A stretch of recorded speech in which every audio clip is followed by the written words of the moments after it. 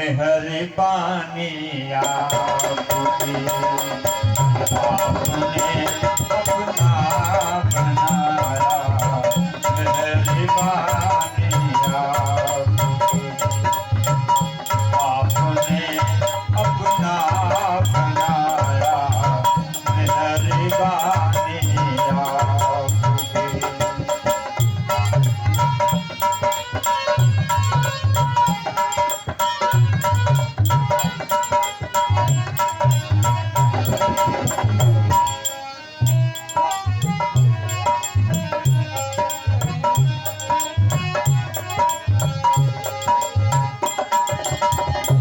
कांच को हीरा बनाया, कांच को हीरा बनाया। मेहरबानी आपकी, आपने अपना बनाया। मेहरबानी आपने अपना बनाया।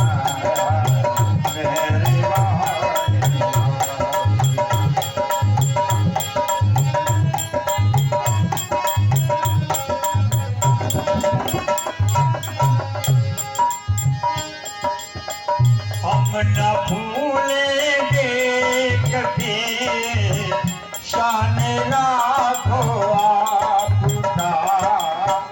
हम न भूलेंगे कभी शान प्रभु जी आपका।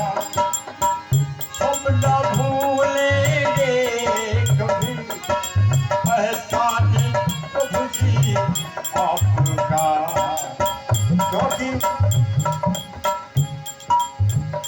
अपने चरणों में लगाया। मेहरबानी अपने चरणों में लगाया। मेहरबानी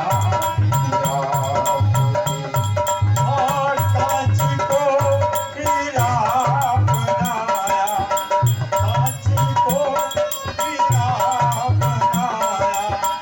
मेहरबानी आपकी, आपने अपना बनाया। मेहरबानी आपकी।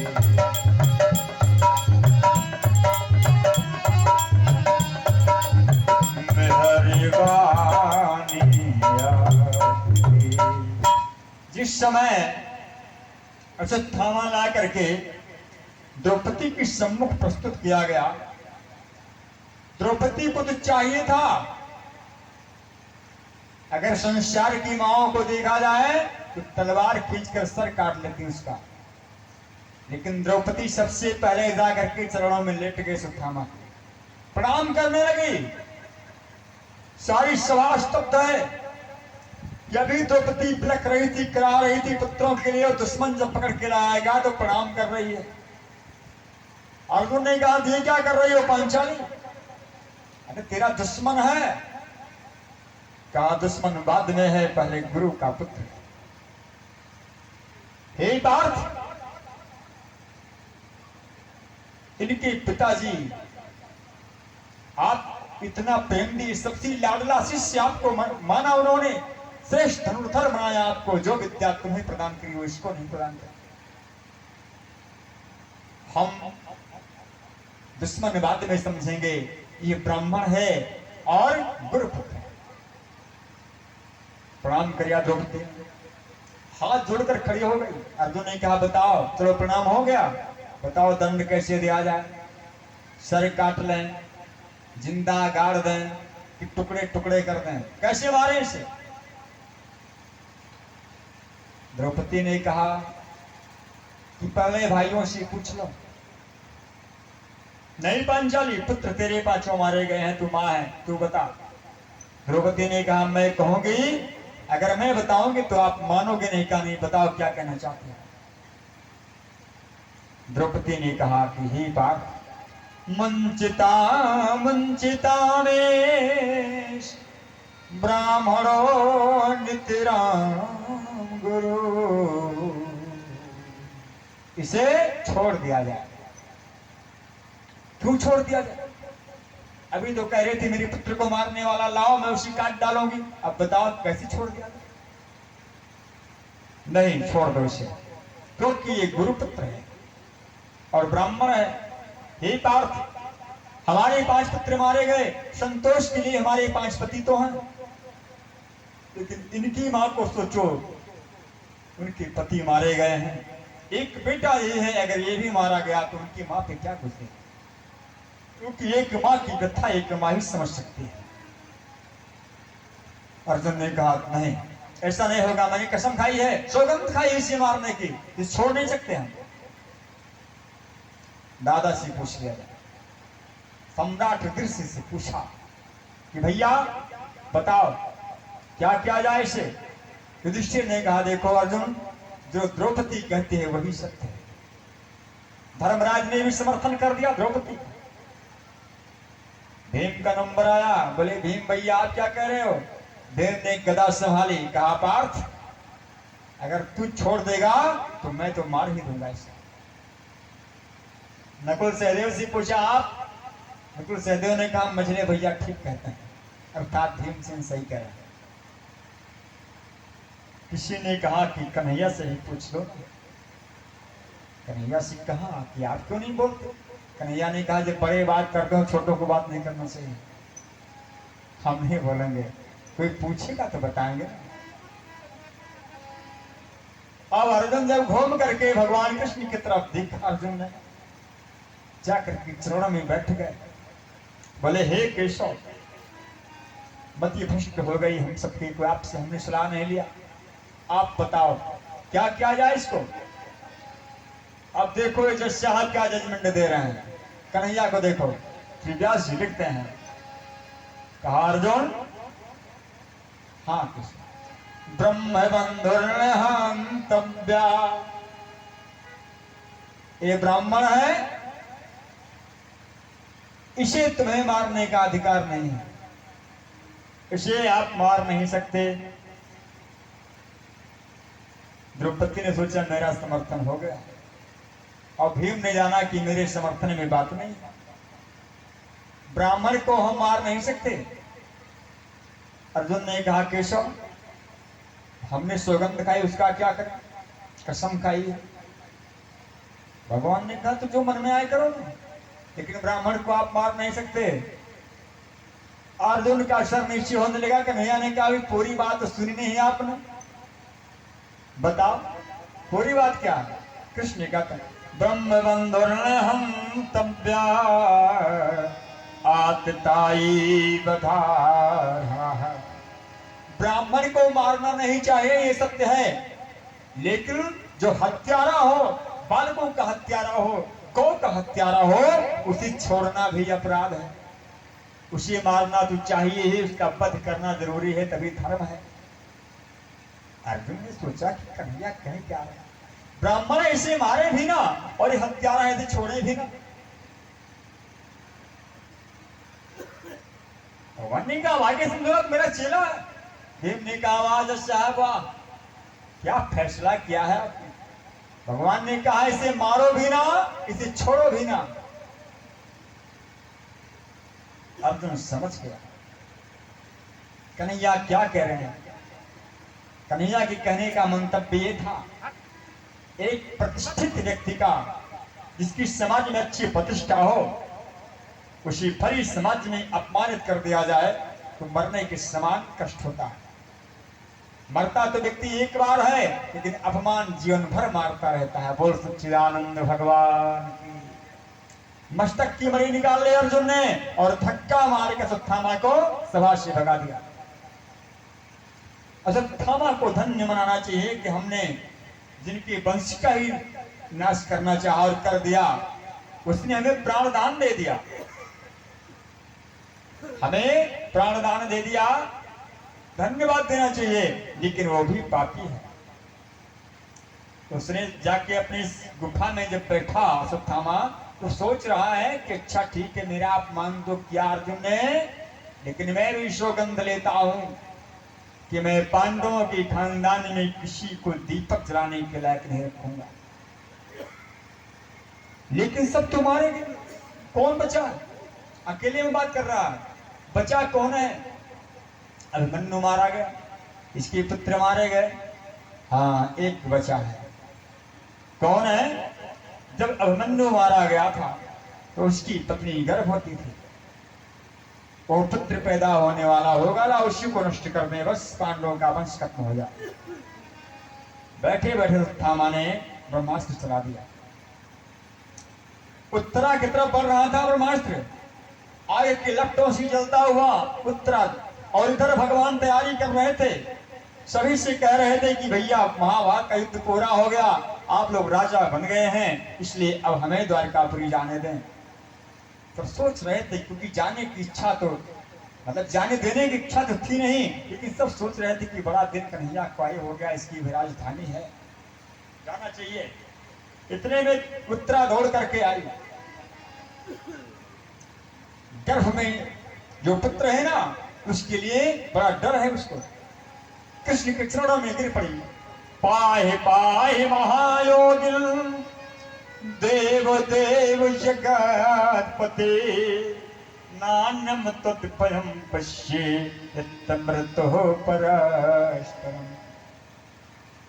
हे प्रभु, हे केशव, मुझे बचाओ, ब्रह्मास्त्र मुझे जला देगा, मुझे अपने मरने का गम नहीं केशव, लेकिन जो हमारे उदर में ये पांडवों के कुल का आखिरी दीपक है ये कहीं नष्ट ना हो जाए। बस भगवान समझ गए, कहा देवी चिंता मत करो। भगवान ने सूक्ष्म रूप लिया, सूक्ष्म रूप लेकर के मेरे केशव उत्तरा के गर्भ में प्रवेश कर गए, और वहां जाकर के भगवान ने परीक्षित की रक्षा करी, उस पुत्र की अपनी गदा से ब्रह्मास्त्र को शांत कर दिया, और एक रूप भगवान का बाहर भी खड़ा है छड़ी लेकर के, उत्तरा से कहता है बेटी अब तबीयत ठीक है ना? हाँ प्रभु ठीक। ये सारी लीला कुंती माता देख रही है खड़ी होकर, कुंती देख रही है कि वारे प्रभु आप अंदर से भी हैं और बाहर से भी। देखो वो समझ रही, नहीं अंतर में नहीं बाहर में, नहीं आम में है नहीं खास में है, नहीं अंतर में नहीं बाहर में, नहीं आम में है नहीं खास में है, कहाँ है? ना विरक्ति में है ना विलास में है, यदि प्रेम है तो प्रभु पास में है, ना विलास में है।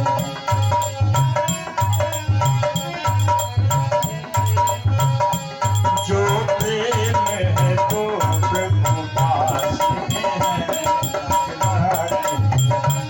ना विलास में है।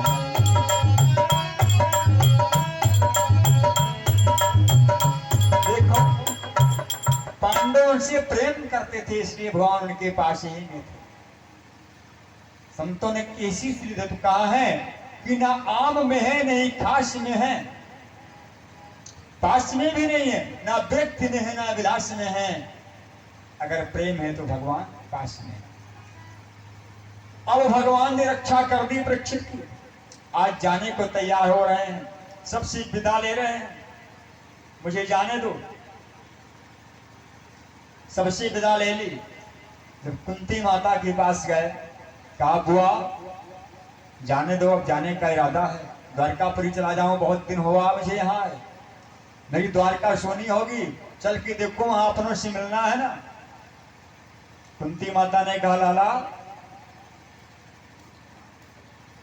तू जाएगा, मैं तुझे रोक नहीं पाऊंगी, लेकिन मुझे कुछ चाहिए। भगवान ने कहा क्या चाहिए? कुंती ने कहा कि हे कन्हैया, आज मैं अपने भाभी का पुत्र समझती नहीं, आपको अपना कन्हैया समझ के नहीं, अपने भैया वसुदेव का बेटा समझ के नहीं, आज मैं आपको कुछ और समझ के प्रणाम कर रही हूं। कन्हैया ने कहा बुआ आप मुझे प्रणाम कर रही हैं, आप तो हमारी बड़ी वाली बुआ है ना, मैं आपको प्रणाम करूंगा। कुंती ने कहा आपने बहुत दिन प्रणाम किया मुझे लाला, आज मुझे प्रणाम करने दो। बुआ आप मुझे क्यों प्रणाम करेंगे? कुंती कहती है लाला आज मैं आपको ये समझ के प्रणाम करती हूं कि अभी मैंने देखा कि हमारी कुलवधु के अंदर भी आपने जाकर के उसकी उदर में हमारे कुल के दीपक की रक्षा करी है और बाहर भी आप, इसलिए केशव आप जगत के स्वामी हो। भगवान ने कहा बुआ बात आपने पहले कभी नहीं बताई। कुंती ने कहा मैंने कहने का प्रयास कई बार किया लाला, लेकिन जितनी बार हमने सोचा कि आज कही डालूं कि आप कौन हैं, आपने उतनी बार मेरे कहने से पहले ही हमारे पास आए और कंधे पे हाथ रख के कहा बुआ जी मुझे भूख लगी है। आप इस दुनिया की माया में हमको उलझा के कन्हैया एक बुआ फूफा का रिश्ता बना करके सही बात मुझे कहने नहीं दिया, इसलिए आज मैं कुछ कहना चाहती हूं। तू भगवान है मुझे वरदान दे। कन्हैया ने कहा मैं भगवान? हाँ। भगवान ने कहा नहीं बुआ मैं तो आपका छोटा वाला कन्हैया हूं ना, आपके भैया का बेटा हूं, मैं तो भगवान नहीं हूं। कुंती ने कहा लाला यही तो तेरी बात है, किसी को बाप बनाता है, किसी को बुआ बनाता है, किसी को माँ बनाता है, किसी को बड़ा भाई बनाता है, यही तेरी लीला है। लेकिन मैं तेरी लीला चलने नहीं दूंगी, आज समझ गई हूं सारी बात। भगवान ने कहा लो ठीक है। कहा भैया धर्मराज अर्जुन भीम दादा सब आ जाओ, आ जाओ बुआ जी हमें भगवान कह रहे हैं तो भगवान मैं हूं, जिसको जो मांगना है मांग लो। सब ने अपनी अपनी बात, धर्मराज ने धर्म के लिए, युधिष्ठिर ने शिक्षा के लिए, अर्जुन ने कहा मैं आपका चेला हूं प्रभु मुझे चेला ही रहने दो। सब ने कुछ ना कुछ मांगा। जब कुंती से भगवान ने कहा दीदी तुम कुछ मांगो बुआ क्या चाहती हो, तो कुंती ने आंचल पसार दिया। कहा लाला अगर कुछ देना है हे जगत के मालिक, हे कड़कड़ निवास करने वाले प्रभु, अगर कुछ देना है तो मुझे यह दो। विपदा संतु नासासु तत्र तत्र जगद गुरो भावतो दर्शनम यत् स्याद अपनर्भो दर्शनम। कुंती माँ ने मांगा कि कन्हैया वरदान मुझे ये दो कि मुझे जीवन का एक भी पल चैन से मेरे जीवन का ना बीते, दुख के पहाड़ हम पे टूटते रहे। भगवान ने कहा अरे बुआ दुख से पेट नहीं भरा आपका क्या,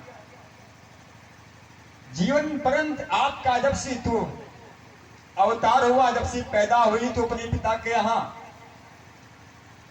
और कल तक हुआ तुमने कष्ट ही पाया है, यहां तक कि आज तक तुम्हें दुख ही मिला है। तुम्हारी कुलवधु का पुत्र नष्ट होने वाला था, अभी दुख से पेट नहीं भरा। कुंती ने कहा पुत्र मेरे पुत्र की रक्षा। कहा आप